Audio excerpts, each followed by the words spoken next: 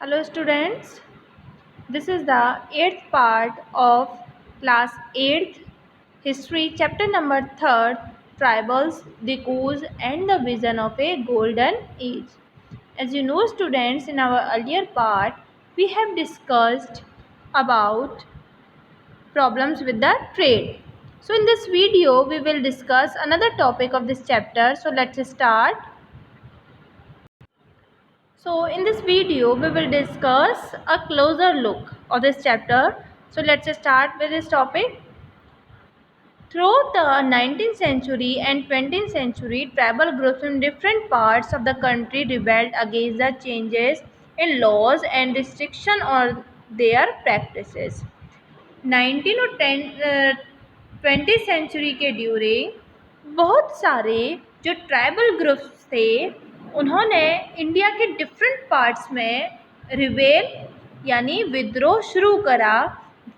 किसके अगेंस्ट? जो चेंजेस हो रहे थे लॉज, यानी डिफरेंट जो लॉज बनाए जा रहे थे और चेंज किए जा रहे थे ब्रिटिशर्स के थ्रू, उनके अगेंस्ट उन्होंने रिबेल करना शुरू कर दिया, यानी विरोध करना शुरू कर दिया, विद्रोह करना स्टार्ट कर दिया। Now the restrictions on their practices, जो रिस्ट्रिक्शंस लगाई जा रही थी उनकी प्रैक्टिसेस पर, जो चीज़ वो मान लीजिए काम कर रहे थे, जो भी वर्क कर रहे थे उन पर रिस्ट्रिक्ट किया जा रहा था, रोका जा रहा था। नए जो टैक्सेस हैं उन पे इम्पोज किए जा रहे थे, लगाए जा रहे थे फोर्सफुली, उनको पे करने के लिए कहा जा रहा था।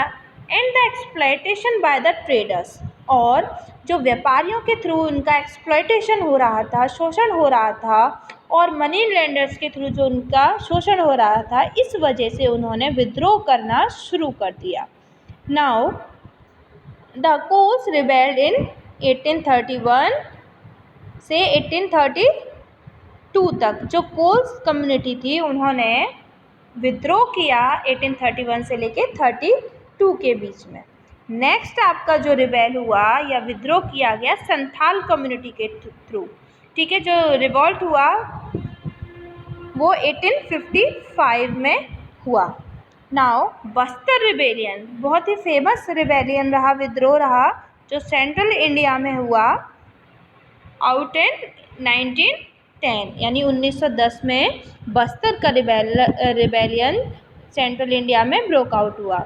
Now next is Warli revolt in Maharashtra. Warli revolt कहाँ हुआ? महाराष्ट्र में, यानी जो आपका मुंबई जिसकी क्या है कैपिटल है, तो महाराष्ट्र में जो रिवॉल्ट हुआ इन 1940 में हुआ।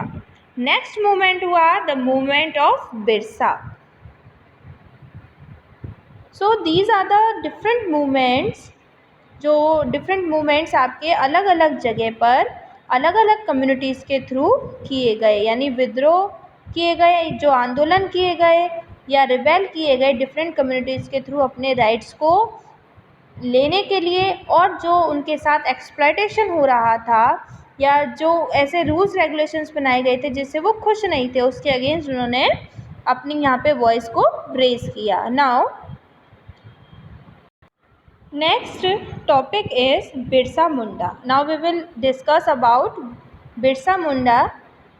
So Birsa was born in mid 1870s, यानी जो बिरसा का जन्म हुआ मिड 1870s में हुआ। He was the son of poor father, grew up around the forest, wander grazing sheep, playing the flute and dancing with the local अखाड़ा। जो बिरसा थे वो एक पुअर फैमिली से बिलोंग करते थे, जो उनके फादर भी क्या थे, पुअर थे, गरीब थे, और उनका जो पूरा जीवन था, और वो बड़े हुए फॉरेस्ट में खेलते हुए, शीप्स को क्या करते हुए, ग्रेजिंग कराते हुए, फ्लूट बजाते हुए, जंगलों में डांसिंग करते हुए इन लोकल अखाड़ा में। नाउ जो बिरसा की लाइफ थी उसमें उन्होंने Birsa movement was aim at reforming tribal society. उनकी जो लाइफ का एम था और जो बिरसा ने जो मूवमेंट चलाए उसका एम क्या था, उद्देश्य ये था कि रिफॉर्म यानी सुधार हो, जो ट्राइबल सोसाइटी है उनकी कंडीशंस में ज़्यादा से ज़्यादा सुधार हो और एक अच्छी लाइफ जी सकें ट्राइबल कम्युनिटीज़ के लोग.